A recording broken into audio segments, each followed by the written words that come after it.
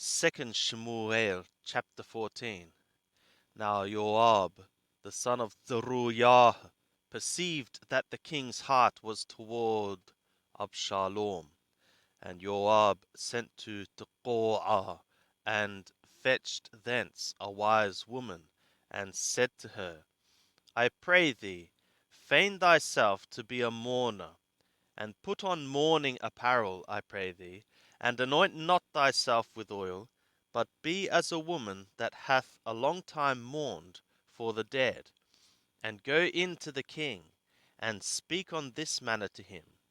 So Joab put the words in her mouth. And when the Tekoite woman spoke to the king, she fell on her face to the ground, and did obeisance, and said, Help, O king! And the king said to her, What aileth thee? And she answered, Of a truth I am a widow, and my husband is dead. And thy handmaid had 2 sons, and they 2 strove together in the field, and there was none to part them, but the one smote the other, and killed him. And behold, the whole family is risen against thy handmaid, and they say, Deliver him that smote his brother, that we may kill him, for the soul of his brother whom he slew, and so destroy the heir also. Thus will they quench my coal which is left, and will leave to my husband neither name nor remainder upon the face of the earth.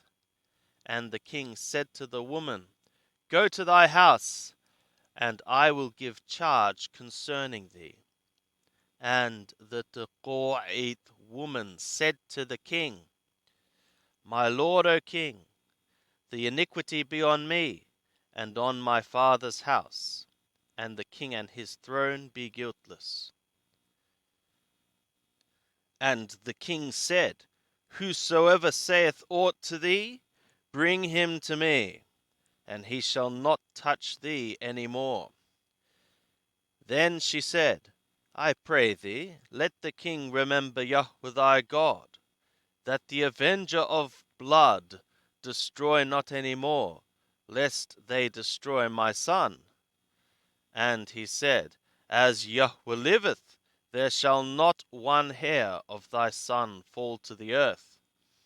Then the woman said, Let thy handmaid, I pray thee, speak a word to my lord the king. And he said, Say on.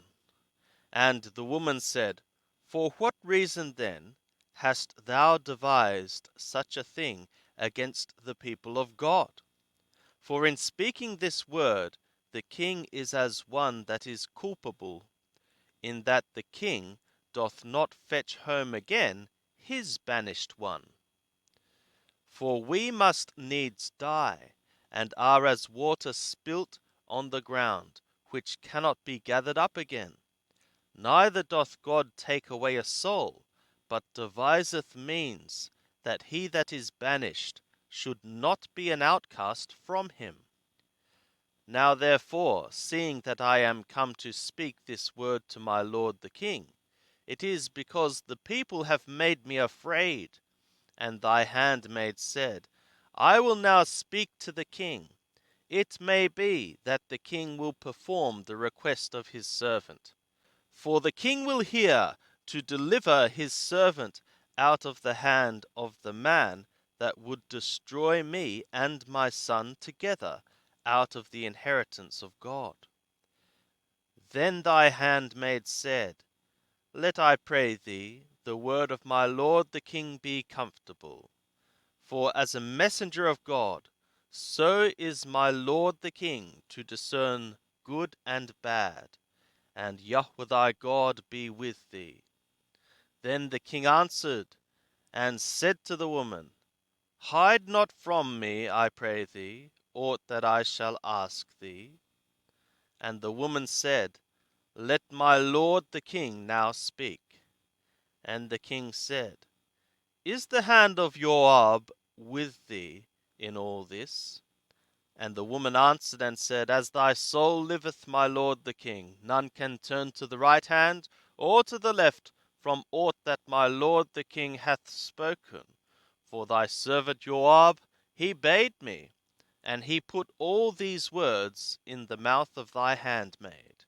To change the face of the matter hath thy servant Joab done this thing. And my Lord is wise, according to the wisdom of a messenger of God, to know all things that are in the earth. And the king said to Joab, Behold now, I have done this thing. Go there, bring the young man Absalom back. And Joab fell to the ground on his face, and did obeisance, and blessed the king. And Joab said, Today thy servant knoweth that I have found favor in thy sight, my lord O king, in that the king hath performed the request of his servant. So Joab arose and went to Geshur, and brought Absalom to Jerusalem. And the king said, Let him turn to his own house, but let him not see my face. So Absalom turned to his own house, and saw not the king's face. Now in all Israel there was none to be so much praised as Absalom for his beauty. From the sole of his foot even to the crown of his head there was no blemish in him. And when he cut the hair of his head, now it was at every year's end that he cut it, because it was heavy on him, therefore he cut it. He weighed the hair of his head at 200 thekalim, after the king's weight. And to Absalom there were born 3 sons and 1 daughter, whose name was Tamar. She was a woman of a fair countenance. And Absalom dwelt 2 full years in Jerusalem, and he saw not the king's face. Then Absalom sent for Joab to send him to the king, but he would not come to him. And he sent again a second time, but he would not come. Therefore he said to his servants, See, Joab's field is near mine, and he hath barley there. Go and set it on fire. And Absalom's servants set the field on fire. Then Joab arose and came to Absalom to his house, and said to him, For what reason have thy servants set my field on fire? And Absalom answered Joab, Behold, I sent to thee, saying, Come hither, that I may send thee to the king, to say, For what reason am I come from Geshur? It were better for me to be there still. Now therefore let me see the king's face, and if there be iniquity in me, let him kill me. So Joab came to the king and told him. And when he had called for Absalom, he came to the king, and bowed himself on his face to the ground before the king, and the king kissed Absalom.